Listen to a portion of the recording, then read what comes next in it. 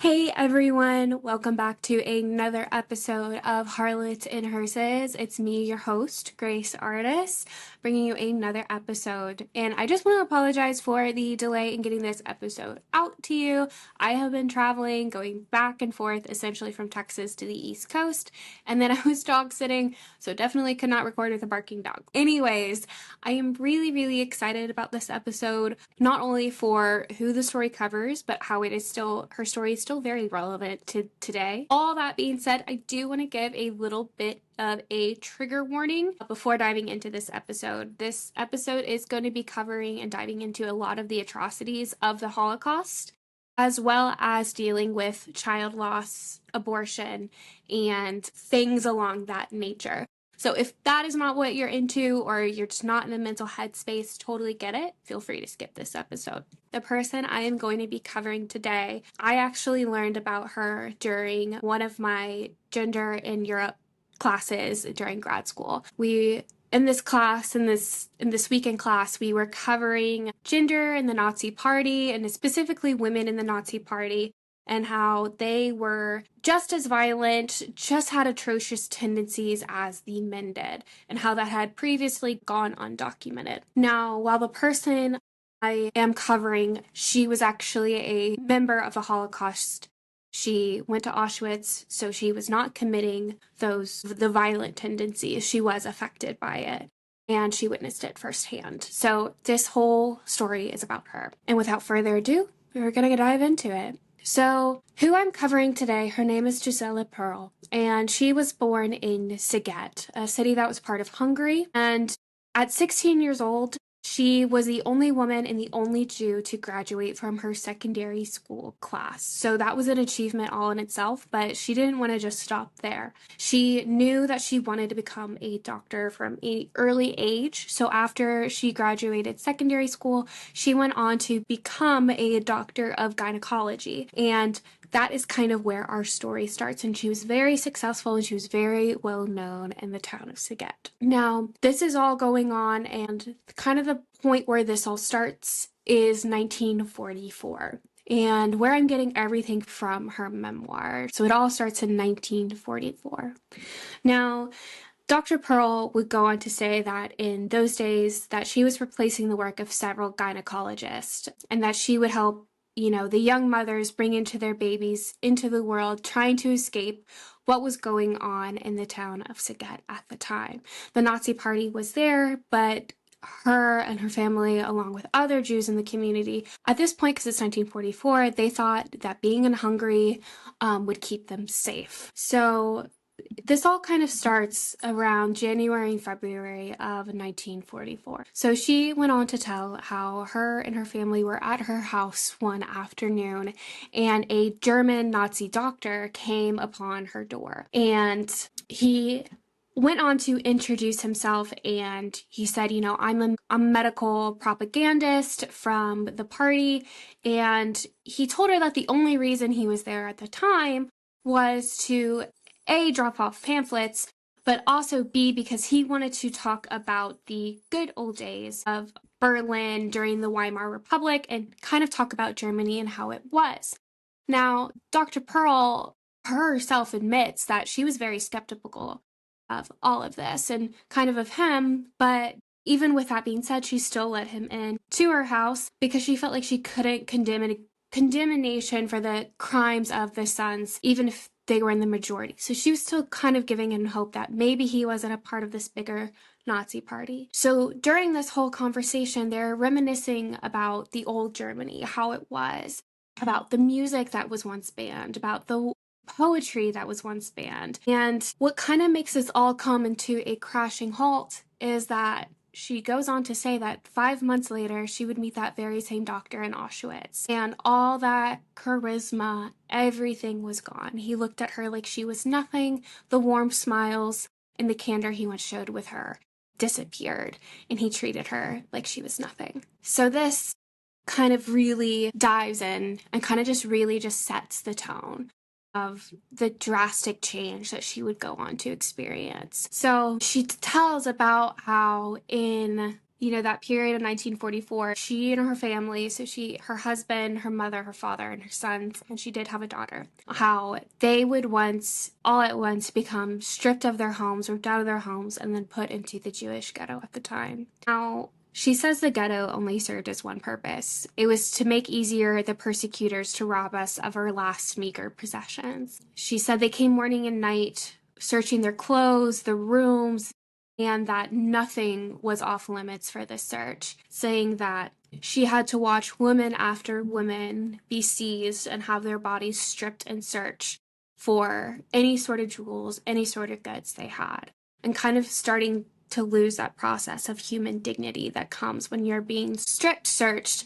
and removed of all your goods. She also says she did get a bit of hope in this period because the head of the gazpacho went up to her and knew of her practice, knew of her past as a doctor, and told her, "You're in charge of creating a hospital." So she would run to all their neighbors asking for beds, for sheets, for towels, anything that they might use to create a makeshift hospital.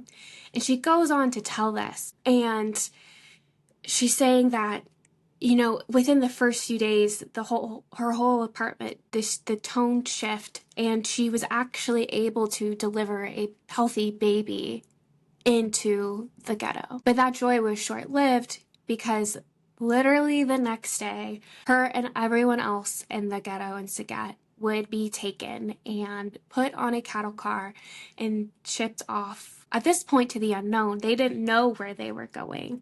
She said they traveled day and night with an unknown goal, but that the SS, she called them stormtroopers, they took over the train.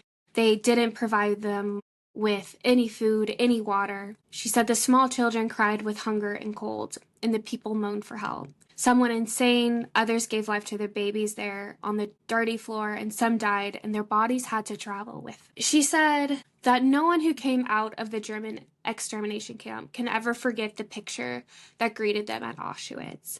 She describes it as big black clouds. The smoke of the crematory hung over the camp. Sharp red tongues of flames licked the sky, and the air was full of nauseating smells of burning flesh. And it is at this point that as soon as they got off the trains, that the SS men with guns and whips and clubs with their hands would go on and start separating the women from the men and the children from the mothers and the young from the old.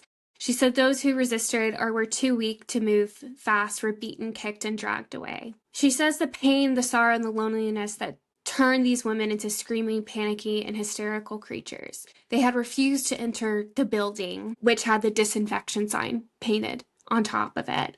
So we know these women were safe as they weren't sent to the showers, as so many were. But because the women were in panic, they didn't want to enter because they didn't know what to await them. And this is kind of where we dive into kind of the first instance of Dr. Pearl stepping up as a doctor. An SS officer yelled out, "Is anyone a doctor?" And she stepped forward, and he told her that she had to tell the woman to enter into the disinfectant chambers. So she called out, "Listen to me, do not be afraid. This is only the disinfection center. Nothing will happen to you here. Afterwards, we'll be put to work. We'll all remain together, friends, sisters, and common fate. I am your doctor. I'll stay with you always to take care of you, to protect you." And that is just the tone she carries throughout all of this. And then she describes the beauty parlor that they were to enter. She says it wasn't the beauty parlor that we think it is, the one that you go into to become beautiful, to already emphasize the individuality that you have. These beauty parlors, as she calls them, the disinfecting chambers, were to strip all the women of all individuality they had. Its purpose was to deprive its unwilling clients of even their last remnants of beauty, freshness to human appearance. It was one of the typical Nazi jokes, a creation of their devilish imagination, in which served to humiliate their victims and make them short of their remaining lifespan, she says. She says that when they first entered the rooms, they were still human, they were still women, wearing their own clothes, their own shoes, own underwear, and carrying bundles of stuff they still had from home, and most importantly, their identity. And then in a few short minutes, modesty, she says, which had been drilled into them of generations past, became a thing of the past. That many women, young and old, ugly, beautiful, undernourished and well-fed, stood defenseless, naked, in a row, exposing their bodies to curious, hungry eyes of the perverted, depraved thugs who were the SS and represented Germany at the time. She goes on to say that the clothes that they were given, everything was filthy, full of lice, and none of it fitted them, as the clothing given was purposely too big or too small. If they were lucky, they were given shoes. A lot of them weren't, and were given these wooden clogs, which broke the skin and caused severe infections. And if they were given shoes, if they were one of the lucky ones, the shoes almost never matched. They were either shoes of a different pair, essentially. So you had some that were, one shoe would be bigger than the other, one shoe would be smaller than the other, it'd be different types of leather. So you can just kind of imagine the uncomfortableness that they had to get used to very fast. And she says what just juxtaposes all of this and what upsets her is, at the time, the warehouses of Auschwitz were full of the best, most expensive clothes. They had clothes and shoes of the victims. They very well could have kept their own goods, but to strip them of their identity, the Nazi Party did the opposite. They made them less than. She says there was no water, except for the rain which swept the cold and hard over the flatness of their camp. The only animals they ever saw were crows, rats, and lice. There were a few quote-unquote washrooms, using that very liberally, that were scattered throughout the camp. In each of those washrooms, they only had one faucet, and over that faucet was a sign that said, "Polluted water, do not drink." But she said they didn't care, that they drank from it all the same, as they had to cool the burning tongues and stomachs that she said were constantly on fire from hunger. And this hunger was only made worse from the soup and the food that was given to them, as some of the soup had salt pepper in it that would literally erode their insides and make their thirst even worse. And they did have a latrine in these kind of washrooms, if you will. But there was only one latrine for 30 to 32,000 women, and they were only permitted to use it certain hours of the day. And latrine is not even an accurate name for it, because it was literally a ditch that had wooden planks over it and walls around it. And she said they would have to constantly stand in knee-deep in these tiny building and human excrement. She says one of the things they all suffered from was dysentery, that they could rarely wait their turn to use the latrines. So they squatted on the planks like birds perched on a telegraph wire, so close that they couldn't help but soiling one another. And she said they had to go without even, we don't think of it, but she points it out of like, they no longer had toilet paper to use. There was nothing to wipe themselves or clean themselves off with. She says that the only way they would even have the chance is if someone stole it. And so then they got into the habit of tearing tiny squares of their uniforms off to use. She says they would wipe their tears away with it and then use it on themselves. But this then proved a problem, because once they tore enough of their prisoner's garb, essentially, it would become evident to the guards. And one of the guards actually found out about it, and they decided to hold a inspection. And one of the SS men, she says, walked through their line, whipping their naked bodies and selecting at random those to die in the crematorium for the punishment of having damaged camp property. The average day, she describes, is they would wake up for roll call. This roll call was standing in rows of 5 for 4, 5, 6 hours at a time in any kind of weather all year round. If they were going to faint with exhaustion, the Nazis, the guards, arrived ready to feast upon the torture. The numbers of the roll call had to always be complete. If anyone not appear, she says, they were tracked down and thrown into the flames of the crematorium alive. And then she goes on to say that even in this roll call, there was its own specialty kind of roll call, what was labeled as the selection. And the selection was handed out by those guards, the guards and the doctor. He would walk through the roll call and select those he deemed ill or weak, whose face he did not like, or who would simply fell into the radius of his eyes, fell into his eye contact. She says sometimes 200 or 300 people at a time were pulled out of the lines, some screaming and fighting, some resisting, only to be met, she said, with the only kind of freedom that existed for them, which was death. After this roll call, they were permitted to go back to their bunks. And once again, bunks is overdoing what they were. She goes on to later describe them as cages, which I think is a lot more accurate. And this is where they would have dinner. And then after dinner, they would have a few hours to themselves. This short time, she says, developed into an art. It filled their thoughts and days as we planned every minute of it. And then she says, most likely after, she says that after the roll call, what they would usually all do is run to the faucet to try to get some drink of water to either rub themselves down with or to just even get a drink to try and thirst themselves. As far as food goes, they had very few options, if any. They were often given a turnip soup, like I said, that was often made with salt pepper, which is a chemical that's very not good for human digestion. And then that was their dinner, and then their slice that they would have as their kind of breakfast lunch was, she describes, 200 grams of bread that was baked at the lowest grade and was often mixed with sawdust. They would be given a dab of margarine and then a spoonful of smelly marmalade or a slice of putrid sausage. And kind of what acted as a turning point for Pearl, and kind of what made her, in a sad way, figure out her purpose for the camp, would all kind of cultivate around the time, around when she was given and came into her first pair of shoes. Now, these were men's shoes. They were a size 10, so she says they were way too big for her, and they didn't have shoelaces. So she found that she actually could not even walk in them. But she had heard a rumor that one of the men in the other camps had a string that he would carry around with.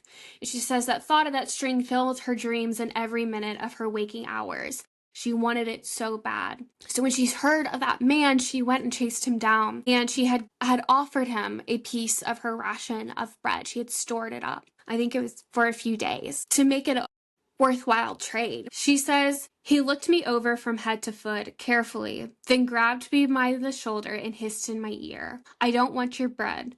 You can keep your bread. I will give you a piece of string, but first I want you. You. She says for a second she didn't understand what she meant, and she asked him again for the piece of string, as the shoes were useless without the string and it might save your life. He didn't listen, and he said, hurry up, he said hoarsely. With his hands filthy with human excrement, he then reached out for her womanhood, so her vagina, and he rudely insisted what he wanted. Essentially, he was saying, if you want this string, you're going to have to earn it through sex. And she says as soon as she realized that, she was running away from the man, saying, I wouldn't let it happen to me.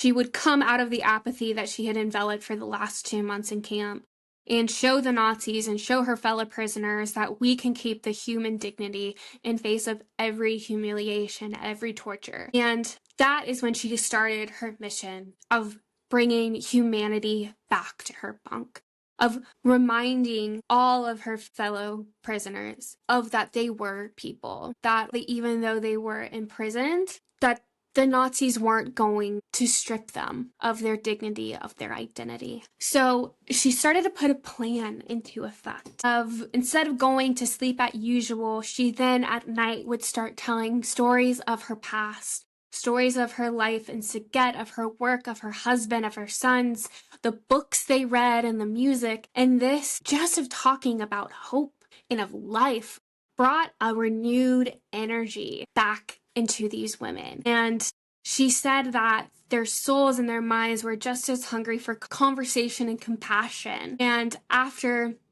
one night after the next, and they all started to open their hearts. And then their nights were spent in conversation. And then as soon as they started to know each other better, they started playing games to just keep their mind engaged. She describes one of these games as I am a lady. So essentially what it would go is, I am a lady. It's a beautiful sunny morning and I feel too lazy to go to work. what am I going to do today? Am I going to go shopping? Am I going to go get my hair done?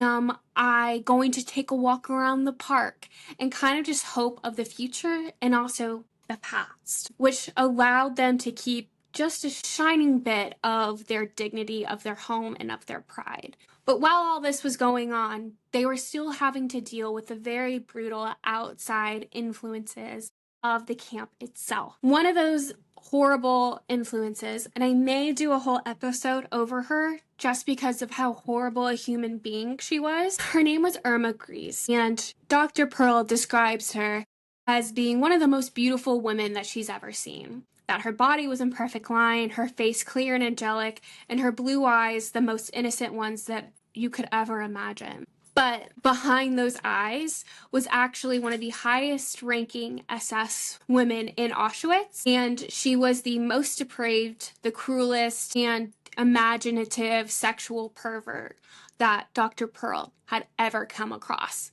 during her time dealing with all of this. And kind of an example that she gives that just really showcases this is one of the things that the Nazi guards, the SS, would love to do to the women. And it didn't matter if the women had big boobs or small boobs or any size of boobs, is the men would love to inflict pain by whipping them, by cutting them, hurting them. And because they're cutting across flesh that was in these horrible circumstances in the camp, they would become infected. The tissue would become infected. So these women would then go to Dr. Pearl in her infirmary and try to get help for it. Irma happened to visit the hospital when she was performing an operation on one of these infected breasts. Dr. Pearl had no instruments whatsoever. She was doing this all by hand. And with a dull knife that she had to constantly sharpen on stone. And she was saying that the patient was screaming through pain in all of this. Irma saw this, put down her whip, the whip that she had purposely made to be inlaid with beads to inflict more pain, and carefully, interestingly, watched Dr. Pearl perform the surgery on this woman. And Dr. Pearl, while doing this, is realizing that Irma is getting off on this, that she's getting off on this pain and she's delighting in it. And then from that day on, Irma would go around camp and pick out the most beautiful women and then slashed their breast open with the whip just so they could get infected and would be taken to the infirmary to have this surgery undergone just so she could watch it and delight in it and get off on it. And then one day, as Dr. Pearl is in camp and in her infirmary, she gets called upon by Irma. And she says, I want you to operate on me because I believe I am pregnant. And being a pregnant SS officer, Dr. Pearl speculates that Irma didn't want to lose her figure and then B, didn't want to deal with the pregnancy. So she orders Pearl to give her an abortion. Dr. Pearl was scared this whole time. She was forced at gunpoint to do this operation. And she was constantly fearing for her life because she knew that the punishment for touching a guard is punishable by death. But at the same time, she has this officer, the Irma, pointing a gun at her and telling her to operate or she will kill her. So she's kind of in what is historians call this choiceless choice. They don't have no option. So she had to perform the surgery. And afterwards, she says that Irma grazed up from the bench and arranged her clothes and looked at her and says, you are a good doctor. What a pity that you have to die. Germany needs good doctors. And then Irma promised Dr. Pearl coat, which she never gave. But this was kind of just the start. Now, flashing back and going back to the latrines and the pivotal part they played in the camp itself. So the latrines, they were without water. They were essentially just a big shed, like I said, with holes in the ground and wooden planks over it. Now, she says that they were also one of the most important places in Camp C where she was stationed, as it was the community hall, the center of their social activities, and the newsroom. She also states that it was also the black market, the commodity exchange building. There you could buy bread for your sausage, margarine for your bread, exchange food, shoes, and a piece of clothes for sex. And it was also there that they made plans for the future. And she says that if it hadn't been for the latrines and what they provided, she would probably had gone crazy in the monotony of the camp life. What also stands out and kind of shocked me as I read this, but it also makes sense, is that the latrines also served as a love nest. It was there that male and female prisoners, they could meet for a fugitive moments of joyless sexual intercourse in which the body was used as a commodity to pay for things that they needed. And she says that there were a detachment of male workers that came into Camp C. Camp C was predominantly a female-only camp. But these male workers would come in to either clean the latrines, build streets, or patch up leaky roofs. These men, she says, were trusted old prisoners who knew everything there was to know about the camp and had connections and were masters of organizing. And these were men that also kind of made them the Don Johns, if you will. They would choose the woman among the youngest and the prettiest and the least emancipated to secure their goods in exchange for sex. Gisela says that at first she was shocked and kind of revolted by this idea. And she says that her pride and her integrity as a woman kind of revolted against that very idea.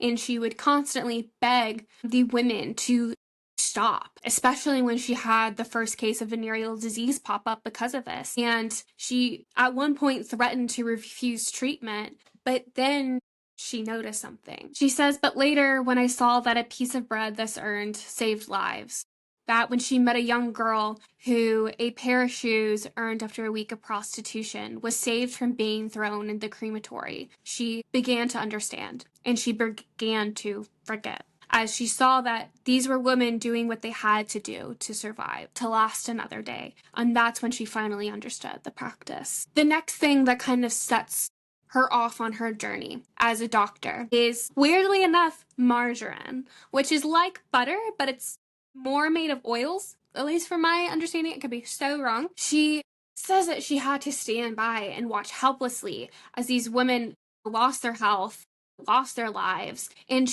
there was nothing that she as a doctor could do. She didn't have drugs, she didn't have medicine or salves or bandages or medical instruments. And then one day she kind of got inspired because she knows that they were all struggling with these like skin diseases from infections, from cuts, from bites. And she kind of had the idea that, we need to use the margarine that we're provided with our rations. If we save that and we use it as a salve, it will help our skin start to heal. And she says by some miracles, maybe psychological rather than physiological, the sores that these women were experiencing started to heal, that there were no new eruptions that occurred. And then margarine then became the highest piece of article in Auschwitz, that it was more expensive than bread, clothing, or shoes. Margarine. That she says even after she was assigned to work in the hospital, that she still used margarine and the miracle solve.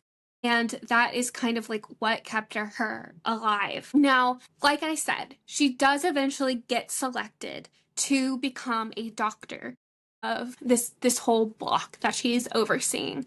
And it was her with 5 others. There was 5 other doctors who were women and 4 nurses. But she says they were doctors in the sense of a ghastly Nazi joke. That the cages along the walls that were held were filled with cases of typhoid, malaria, scarlet fever, pneumonia, and contagious skin disease. So she says that these women, essentially when they got appointed, the 9 of them made a solemn pact and swore to defeat the Nazis and their intent of degrading us, debasing us, and breaking our spirit. That these women that she was with were real humans, and they all had a clear picture of what was going on, and they saw things as a whole. And they kind of chose to take themselves out of the picture, take their personal needs out of the picture, and instead focus it on the goal of helping others. And that is solely really what kept them alive. That they were treating the patients with the meager supplies they did have. It was like paper bandages, very cruel medical instruments. But what they were really offering was their voices. and their comfort and kind of the courage by listening to the humans that they treated and just treating them once again as humans. She goes on, and I'm going to mention this because she puts the people back in the equation when it comes to the story of the Holocaust. She goes on to say that Dr. Rose was not only a pediatrician, but she was a child herself, and that the optimism that she had shone like a sun in her eyes. You know, Rose's goodness was more contagious, that she was a malicious idealist, and that her every action bore proof to her beliefs. Then there was Dr. Charlotte, who was a symbol of motherly love. And then there were the nurses, Magda, Mina, Lenora, and Suzanne, who even though that they did the dirty work into the hospital, they were always smiling, always willing to endure every hardship with such nobility and uprightness that I don't even know how they began to do that. Knowing that the horrors that they faced. So when they were in this hospital, they would put their heads together and recite songs of freedom that they did not break and that they could not break, as they knew that 32,000 helpless women needed them.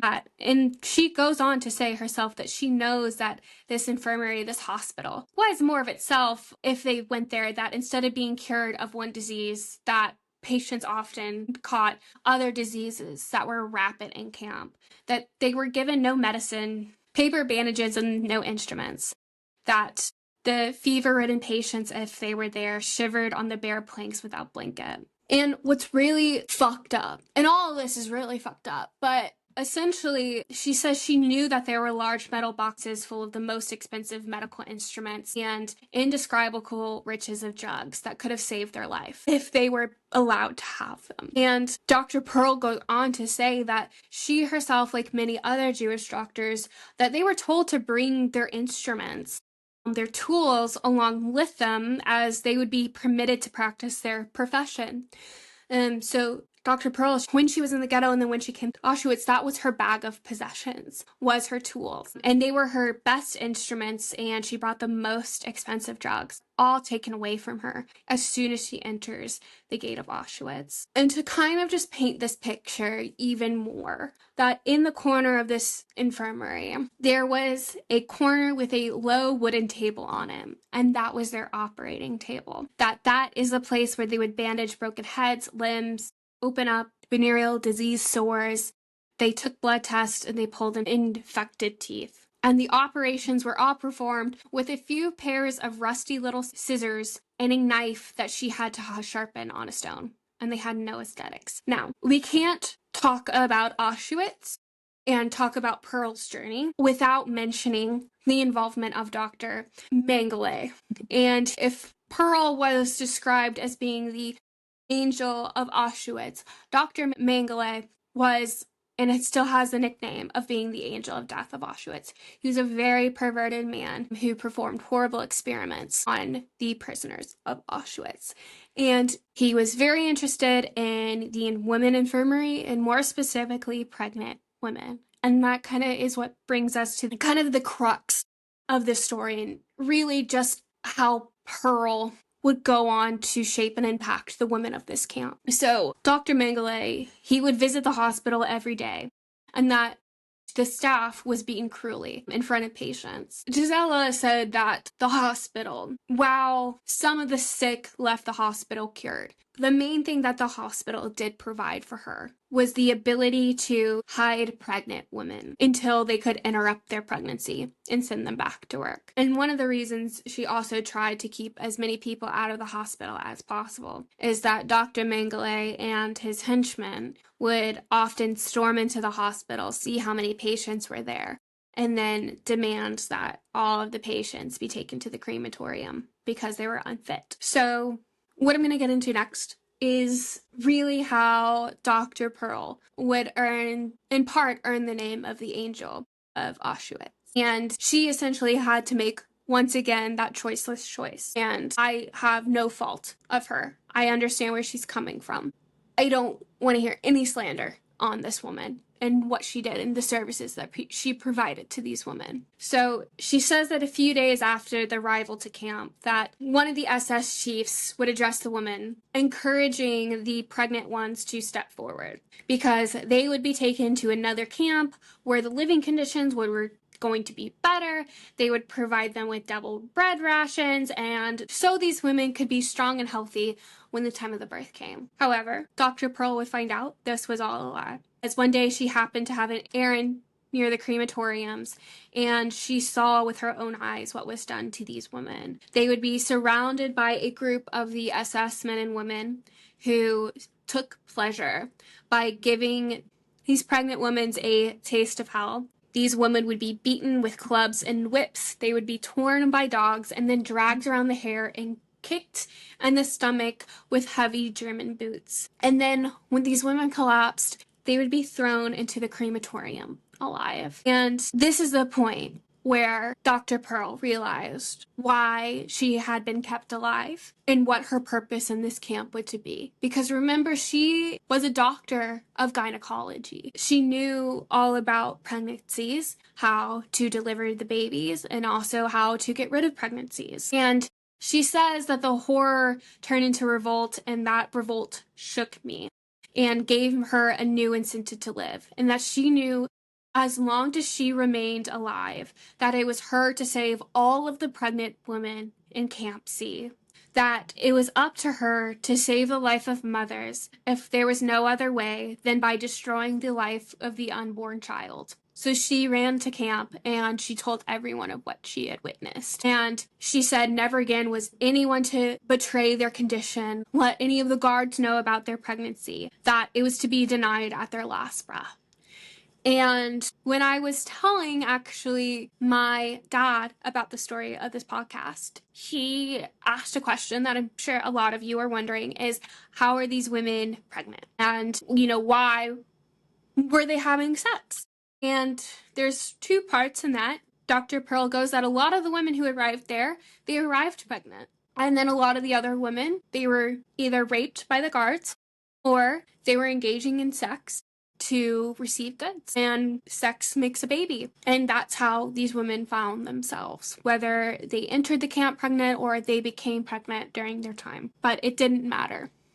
And so all of these procedures that Dr. Pearl would give these women, they will all be done on dark nights when everyone else was sleeping, in the dark corners of the camp, in the toilet, on the floor, without a drop of water, that she delivered their babies. And she goes on to say how she accelerated their birth by rupturing the membranes, and how usually because of that, the spontaneous birth would happen soon after, either a day or two. However, she produced dilation with her fingers, and she inverted the embryo and caused it to be born. In the dark, it was always hurried in the midst of filth and dirt. And after the child had been delivered, she had to quickly bandage the mother's abdomen and send her back to work. Or if possible, she would place her in the hospital, which was really just a grim joke, and she would label them the diagnosis of pneumonia, which was a safe diagnosis, and she knew it was one that would not send her to the crematory. She said she delivered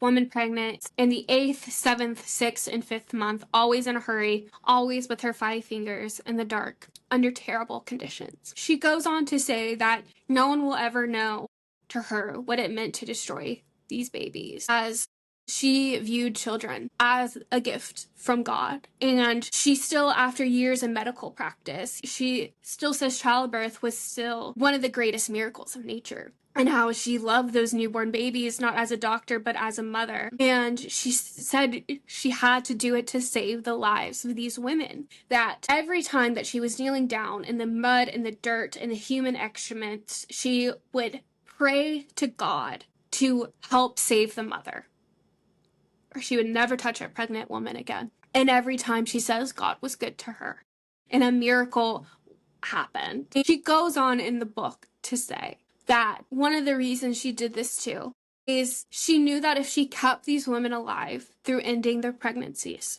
the mothers would have a chance at life of getting through Auschwitz, making it through it, and once again, when all these horrors were over, have the chance to have another baby. And thus by keeping the Jewish population alive. That by making this horrible choiceless choice, that she was saving these women. And she goes on how they had this practice in place, that one day again she was lulled into a false sense of security. So Dr. Mengele came into the hospital and he gave a new order. He said that from now on, Jewish women could have their children and that they were not going to be killed because of their pregnancy. He said that the children, of course, would have to be taken to the crematorium, but the mother would be allowed to live. And Pearl and her team, upon hearing this, thought that the fate and the tides had finally shifted. But they were lied to, because she had 292 expectant mothers in her ward when Dr. Mengele changed his mind. That he came roaring into the hospital with his whip and revolver and had every single one of those 292 women loaded into a single truck and tossed alive into the flames. And then this went on. The women went back into hiding. But then there was another order given. Once again, that pregnancy was no longer punishable by death, but it had to be interrupted. So Dr. Mengele said, so you can be pregnant, but if you want to stay alive, you now have to have the pregnancy terminated. And the reason that Dr. Mengele wanted to do this, and this just shows his perverseness, is because he wanted to study the embryo of the fetuses. But while even this is dark, Dr. Pearl saw a light in this, because now she could finally take these women and begin treating them in the hospital. So not treating them in the dark and on the floor, but in the infirmary itself, which were slightly better conditions than the filthy floors of the dark barracks. And this kind of marks, and that announcement kind of marks the beginning of the end of Pearl's story in Auschwitz. She goes on to state that every 6 months, a large number of prisoners would leave the camp in the preparation of the liquidation of various camps. So no camp was permitted to function larger than 6 months with the same set of prisoners. So every 6 months, essentially, the camp was emptied. People were killed to make room for new prisoners coming in. She says there was 32,000 Hungarian Jews from women in Camp C when their term came. The process lasted for 4 weeks, and at the end of those 4 weeks, 20,000 had been cremated and 12,000 had been sent for work. And one thing that stands out is she says that she could never forget thousands of women who would rush around madly around camp trying to find loose red brick that they could use to dye and stain their cheeks so they looked healthier, so they wouldn't be killed. So later on, she says that she was working in Block 19, and that was a barrack that was housing expectant mothers, along with other women who were experiencing tuberculosis, heart disease, or frostbite. Essentially, the incurables or the condemned. And that is kind of where she found herself towards the end, still surrounded by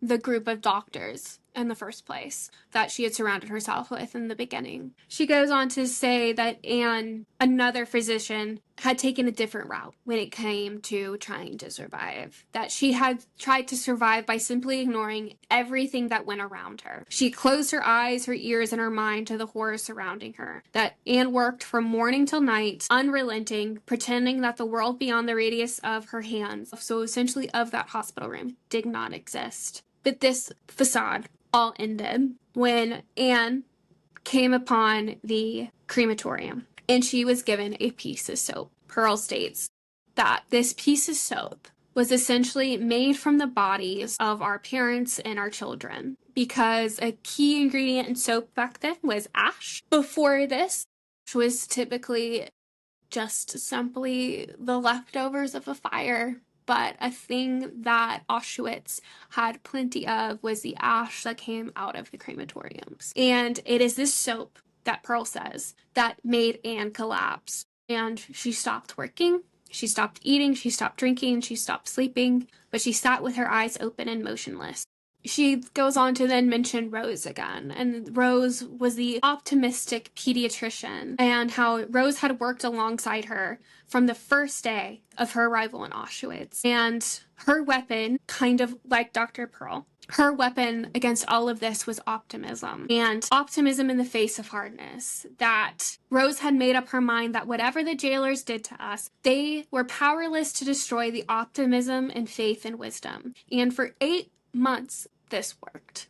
Rose was strong enough to keep up the pretense and fight every torture with faith. But then Rose too collapsed as her wrists and ankles swelled and her heart began to give out. And she was dying before Dr. Pearl's eyes, and there was nothing Pearl could do to save her. And then it came January, and rumors started spreading through the camp like wildfire that Auschwitz was going to be evacuated, that the crematories were closing down because the Nazis were trying to hide evidence of their bestiality. But Dr. Mengele sent for Dr. Pearl, and he said, "Get ready, you're leaving Auschwitz." And suddenly she was before German officers who she had never seen before. And this German officer spoke to the guards and then looked at Gisela, handed her a piece of paper, and said, "You know too much. You're going away from here. And don't try to run away. Don't do anything foolish." And he slapped her across the face and said, "This is an advance on what you're going to get." And then, blinded by tears, she walked out of the gates of Auschwitz, and to which she was taken to Hamburg. From Hamburg, she returned to the hospital and she began to work. And she does say that the camp at Hamburg was different because it was a working camp. And this camp was heaven compared to Auschwitz, because while it was a prison and it was hard and merciless, but the goal was work and not extermination. That even this hospital, she had some drugs and instruments and bandages to the patients. And while the food was as bad as it was in Auschwitz, there was more of it. So she had a sense of relative peace during this time because she was able to eat more, because she was able to sustain and help more patients, because she had more supplies. But she says this peace was short-lived because a few weeks after, sometime in February 1945, air raid sirens started. And then from that day on, that sirens would go off day and night, and that the bombs would fall constantly. And she knew that with every air raid, it was kind of a sense of like hope, but scared hope, because they knew that with every air raid and bomb that was dropped, the Allies were one step closer to getting them out of this camp. The thing is, they had to survive the bombings. So she says all day long she sewed, bandaged, poked broken limbs in plaster, and gave a few moments of respite from the pain to the dying. And her ears were filled with the shrieking of sirens and the moans of bomb victims. And she says that what got her through it is working and knowing that she was doing her professional duty, and that helped her to forget her own grief. However, this peace, if you can call it that, was again short-lived, because all the Jewish people in camp would be surrounded up, and then they would be taken to Belsen-Bergen. She describes the SS saying themselves was a designated dung heap, and that in Belsen-Bergen there was no sign of the famous German gift for organization. Here the masses lay dying because of the consequence of lack of planning, and that essentially Belsen-Bergen became a dumping ground for the prisoners evicted from all other camps. And the highways surrounding it were crowded with the endless columns of marching slaves, almost naked in the icy winter, sick and starving human skeletons. Those who were too weak to keep up were branded with gun butts, and that dead bodies littered the ditches on both sides of the highway. And this is kind of just setting the scene for the horror that this camp is. And she says it was better to have walked into the camp, because those who arrived in cattle cars often faced a worse fate, as she would pass many and she would see the hands creeping out through the barred windows, and how often the cars were put off on a side rail and were forgotten until they were either destroyed by the bombings or just left there, until the stench of decomposing bodies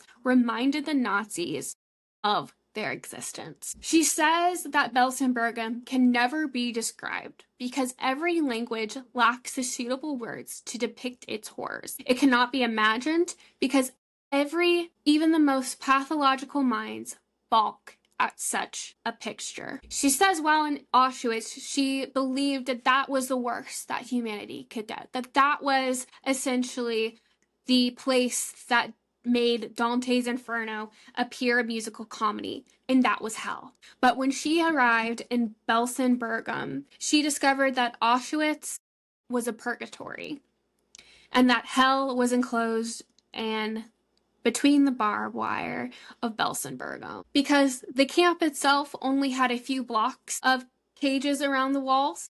So, in other words, people were lying on the ground in their own filth, the living, the dying, and the dead together. How here there were no crematoriums to burn the bodies, that they were all left where they had died, unless someone who had the strength to move them out and throw them in a dung heap. But many did not have the strength to do such. She says everyone had typhus, everyone was covered in lice, eaten alive by rats. There was no food, no water, and no medicine. She says the diarrhea caused by the typhus had become uncontrollable, that it had flooded the bottom of the cages, dipped through the cracks into the faces of the women lying in the cages below, and that this mixed with blood, pus, and urine, and essentially formed a slimy, fetid mud on the floor. Essentially that without water, without medicine, and essentially like everything seemed futile. But Dr. Pearl says the doctor and her never gave up, even when human beings reached the limits of their endurance. And she says at this camp that some even resorted to cannibalism. How they resorted to the bodies of the recently dead and ate their livers, their hearts, and their brains. And at this camp, unlike all the other camps, there was no roll call, no selection, no work, nor no order. Because the Germans knew that anyone went in this camp, they were going to die. So what's the point? When she arrived there on March 7th, this is when she found out that her brother and her 20-year-old sister-in-law were among the dead. And this wrecked her. How it was not until the day of liberation, that was April 15th, that she saw in the eyes of the British officers that they were weeping uncontrollably at the sight that unfolded before them, that even the most hardened warriors were crying, vomiting, and cursing at this never imagined depth of human depravity. And what's worse is that once these British officers were there, they were able to go into the warehouses, and that is where they found them brim with food, medicine, serums, bandages that could have saved countless lives of the entire camp had they only been permitted to use them. Another sick and cruel and twisted joke. Now, during this liberation, Gisela would herself find an angel in the name of a priest named Abbe Brandt. He was French, and he was a member of the Vatican mission. And when he met her and the other doctors who were working there, he said, if there's anything I can do for you, help you in your work, help you in the ease of your patients, please accept my helping hand. And he would show this time and again. Dr. Pearl told him that I have no sugar, no milk, no rice to feed those wasted bodies. They need more nourishment, more wholesome food. Abbe listened to her. He never interrupted her. And the next day, a truck stopped before the hospital, and the truck was filled with all the things they needed, with sugar milk, rice, and chocolate in large quantities. And she says that Abby kind of started to know their thoughts and their dreams.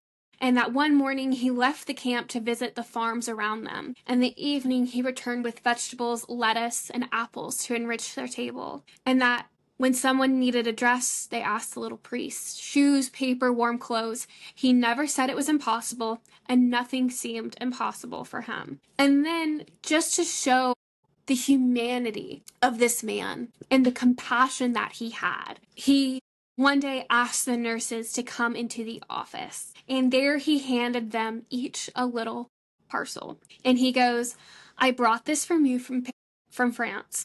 I hope you like it. He says, I don't understand about these things. I am a priest, but I wanted you to be women again, not only workers, and I want you to enjoy your youth. And in the parcels, there were face powder, a piece of soap, and little perfume. And Dr. Pearl goes, there was a message from Paris, from him, from the world, that he wanted us to forget. And just for a moment, to forget and remember who they were as women, who they were before all of this. Another thing that both Abe and Dr. Pearl had to once again start dealing with was kind of sex and the prostitution of sex. How she says that love was cheap there. That the liberated thousands, completely demoralized by the long years of oppression, had no other aim to satisfy their most basic instincts, hunger, and sexual desire. Some sought sex because it made them feel like humans again. Others because they wanted to prove them to themselves that they were still men and women. Others because they wanted to enjoy their newfound freedom. And then there were those who sold their bodies, again, for cigarettes, for chocolate, and other small comforts. And Abe himself, he watched this open prostitution. He didn't know how to stop it, and it put him into a state of despair. But he never came at it, Dr. Pearl says, at a place of judgment. He tried to come at it from a place of love and a place of understanding. And that how Abe kind of set out alone when he saw these couples, locked in their embrace. Sometimes the man wore the uniform of a British officer. Sometimes it was the prisoner who only a few weeks ago believed his life was finished. Abe would see these men and women, and he would begin talking to them. First, he asked them to tell their story of their lives in every detail. And she says, until the past surrounded them like a veil shutting out the present. And then only then he spoke to them about the future and how Abe's pockets were always full of cigarettes, chocolate, and essentially he wanted to stop this prostitution by giving generously and freely, and how he never gave up, and how the relentless work he saw could be felt around the camp, and kind of the hope that he brought with them, and the sense of security and love that this man brought with him. And it stuck with Gisela. Gisela states that after she left Belsenbergen, she would wander from one camp to the other, trying to find her husband and her son. After 19 days of searching, she had learned that her husband had been beaten to death shortly before the liberation and that her son had been cremated. And how when she returned back to Belsenbergen, she didn't want to live. That she had ultimately succumbed to that hopelessness that had kind of been creeping with her through this whole journey through this. And she knew that she could do it, as there was poison in the hospital, and she took some. And when she awoke, she saw that Abe was there, and he found her lying on the bed, and he ran to get a British physician to come and help her. And that this is ultimately what saved her life. And she goes on to say that, he was my doctor, but more than that, he was my friend, and he was my savior. And she understood better than ever why the sick and the dying loved him so much, because he took her in, and not only that, he, seeing her in this state, he took her to a convent in France, and he told the members of the convent to take care of Gisela, that she was his dear friend, and how Abby would write her encouraging letters, and slowly, very slowly, she started to feel human again. And the last time that she saw them, he came back to Paris to visit her, and he told her that, his mission at Belsenbergen was finished and that he was going away. But before he left, he kissed her on her forehead, and he looked sadly at the concentration camp number on my arm, and he asked her to believe in love and to give love wherever I go. And that is the end of her memoir. And then from there, we know several things. So Gisela made it through this horrible experience. She, after this, would be granted a temporary visa to serve as a lecturer in the United States. This was sponsored, and she had moved into an upper-class neighborhood in New York. Her goal was always to become a doctor again. To do this, though, she had to become a citizen first. And so she was sponsored by Representative Sol Bloom, and he petitioned the Justice Department to pass a bill that would make Pearl a permanent resident of the United States. This was actually rejected, and it wouldn't be until March 12th, 1948, that President Truman signed a bill granting haven to her in the United States. One of the reasons for this, and there was a long and tiring struggle to gain her citizenship, as we can see in that whole process, and kind of to have her medical practice reinstated. And throughout this all, she was interrogated constantly by the Immigration and Nationalization Services to pretty much make sure that she did not sympathize with the Nazis. And so during that process, she was having to relive all of that trauma again to explain it to them. They Was she sympathetic to Dr. Mengele? Did she participate in his experiments? Her involvement with the pregnant women and having to explain that. But luckily, she was given her citizenship and she was able to practice gynecology again. And she says that her prayer at the entrance to the delivery room every time was always, God, you owe me a life, a living baby. And in 1948, she would also go on to write this testimony, which has been pivotal. And I highly recommend you read it. She goes into so much more detail. And the reason that her testimony is so great is she humanizes her fellow inmates. I can't cover every story that she told of everyone she came across because I would be here for 3 hours, but she gives life back. She takes the 6 million Jewish people who were lost and she tries to put a face and name to everyone. She doesn't want them to be lost. She wants them to be known. And she performed her own resistance by defying both the Nazis on destroying pregnant women and then with her own vow, again, to preserve the lives of women. She had to make that choiceless choice. And by performing these abortions to save the lives of women who would otherwise have been gassed. And that she knew her attitude throughout this is neither self-agonizing nor is it like a false modest. It's a very real, and she knew that being a doctor in Auschwitz demanded exceptional dedication and courage, and she valued the respect that she receives. But it's also clear that, her being a doctor during all this, her purpose of saving these women is also what kept her alive. And we know that it's estimated that she ended around 3,000 pregnancies in the hopes of saving 3,000 women so that they would get another chance at life. And I think that's huge. And that's the takeaway.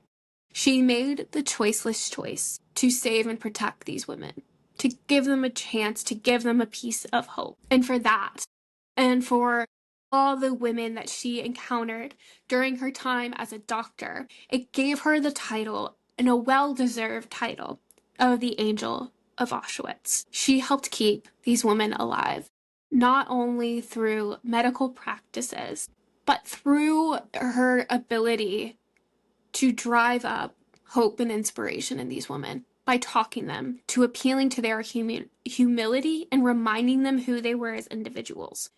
And why this matters today is one of the things that Dr. Pearl touches on. Is she says that today, when everything seems so helpless in this chaotic world of ours, when after all the bloodshed, all the suffering of past years, peace and security are still unknown, people like me who have gone through hell often ask themselves the question, where will this end? Will goodness, love, justice never again reign on earth? Will hate and evil always wield the specter? She says her questions remain unanswered, but she knows that the responsibility of the world we live in lies not with man, but in rather his education. And that the responsibility for the world lies with the educators. And that if we wanted it, if we really and honestly attempted the chance to build a better world, the good in mankind will prevail. But we have to do that through education and educating ourselves. And that today is more truth than anything. It's reminding ourselves that hate cannot stand. It's reminding ourselves who we are as humans and how we treat each other matters, and how you have to be educated or else someone else is gonna put ideologies like Hitler did into the minds of the public. And that is how you end up with the Holocaust, with a genocide. And that is not acceptable. And that is why this story is something I wanted to do. Because it matters. Her story matters. It still matters, especially today. So I know that was a dark and very heavy episode, but I think it's very important that we can't forget the horrors that these women and men faced, or else we're doomed to repeat it. And other fascists will come back into society and will be doomed to repeat our mistakes. So with that, that is where I'm going to leave this episode. Hope you have a good one. If you like it, comment, share, please subscribe. I think it's always good to remind ourselves that we're not alone. So, good night.